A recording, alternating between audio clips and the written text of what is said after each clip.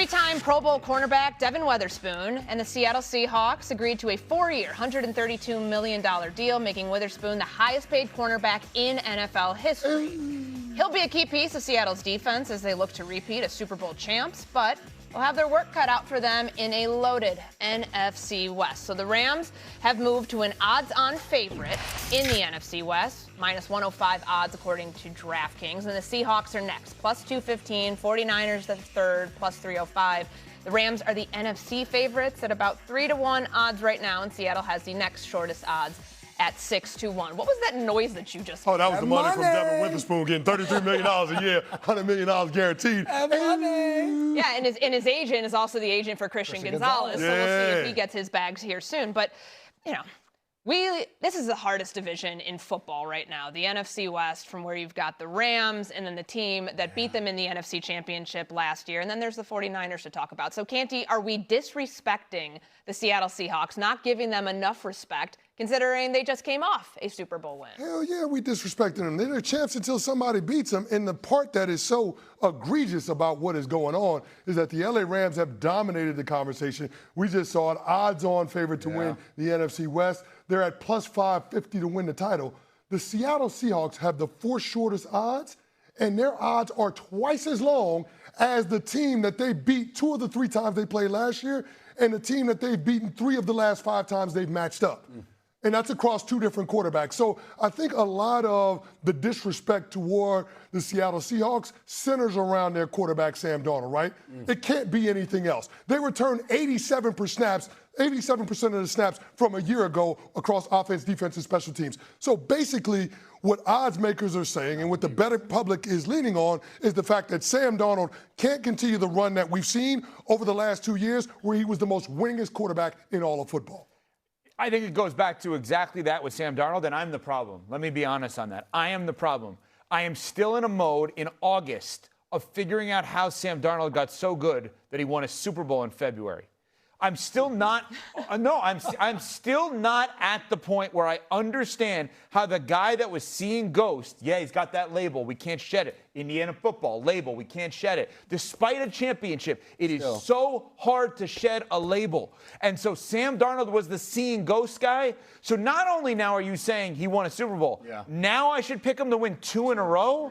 When no one has done that recently, when Josh Allen hasn't won 1, when Lamar hasn't won 1, it always comes back to the quarterback. And it comes back to the quarterback's ability to shed the label. And people like me are slow to come around to it, and that's the problem. That's where the disrespect comes from. I agree with you guys 100%. I'm in my mind, I'm trying to think, all right, what are some of the other things that people may be pointing to with Seattle?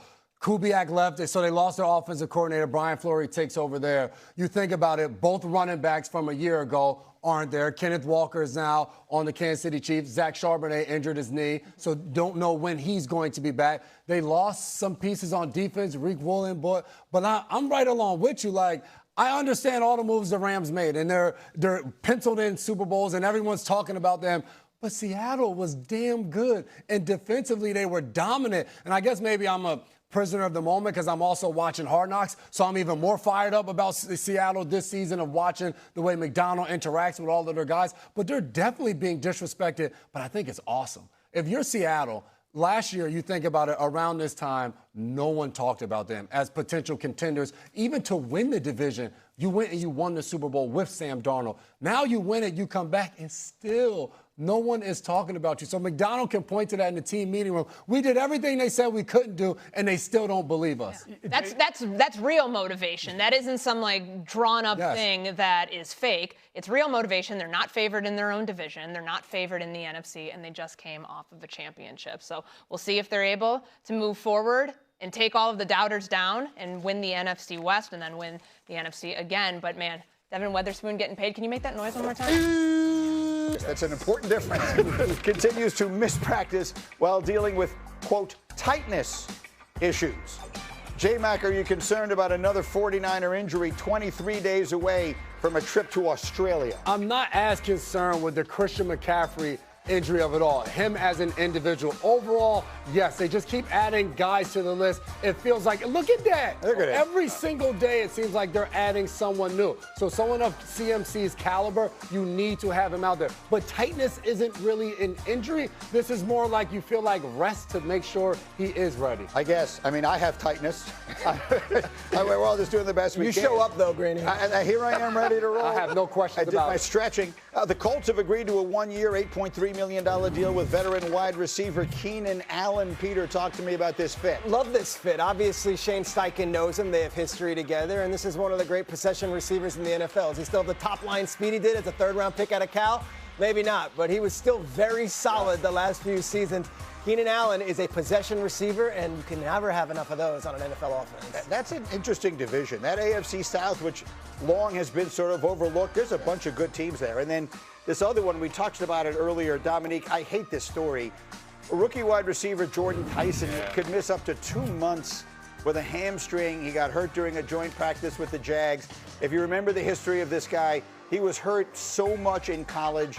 That's why people were a little hesitant in the draft. He's so talented, and now before his first season even begins. Yeah, a 2-month hamstring injury is pretty concerning, especially given the history that he's had. The really bad part, I think, is they were starting to build something down there. And of course, it's not all built on him, but we've come to see that you really need multiple weapons, especially for a young quarterback. A lot of answers will be helpful. They have Olave on the other side who had the concussion issues, and now Jordan Tyson is out. It really sucks for Shutt, and I think for Kellen Moore. And what they're building, like, we're getting excited about what they're doing in New Orleans, which doesn't mean it's over. They still have the O-line and good players on defense, but it really hurts to see their top receiver. Shuck last year led all rookie quarterbacks in passing yards and completion percentage. He only played a certain amount of games second half of the season. He almost stole the Offensive Rookie of the Year award in just half a season. So the expectation has been so sky high, and everything we have heard out of camp has been just positive, positive, positive. This is the first real setback for the Saints. And we're all looking for our preseason darlings and our summertime darlings, because last year, the Patriots and the Seahawks, they had missed the playoffs the year before. The Saints are that perfect, ripe team where you're like, I'm riding New Orleans. This is a major setback. 2 months for a hamstring. I think that's the part. What does that tell you? I mean, like when he's back, like when is he going to be 100%? Because to your point, you said earlier, when you watch the film on him in college, he is unbelievable. He is so talented. The separation he creates, all of those things that you've been hearing in training camp. So, all right, when he gets back in 2 months, is he just getting back on the field? Is he ramping up? At what point is he going to be 100%? Because they went and got a new running back in Achane from the Jaguars. And have Kamara. They're going in. They still have Alvin Kamara. Like, they are going to try to make a run in that division, and it's just like you're going to need him on the outside along with Olave. And I think you also don't know with rookies, especially with rookies who show the athleticism and ability. You don't know how big their impact can be. And I was thinking this was the type of player that like had a chance to have like an enormous impact. Yeah. He could just be good, but I thought he could be like great. And just to lose him right there like that, it brings the ceiling down. And as a rookie, like, you need these reps. Yeah. Like, you haven't been out there. So all this missed time, not only physically, but mentally as well. I have no idea what to make of that division. The two Souths, which have long historically been overlooked, are maybe the two most interesting divisions. I have no idea what to make of any of the teams in the NFC South. Ruben Bain. Yeah, Right? That's all So you like need to Tampa. know. Okay. Yeah, that O-line and Ruben Bain is over. I'm telling you, bang. We'll see. Last year,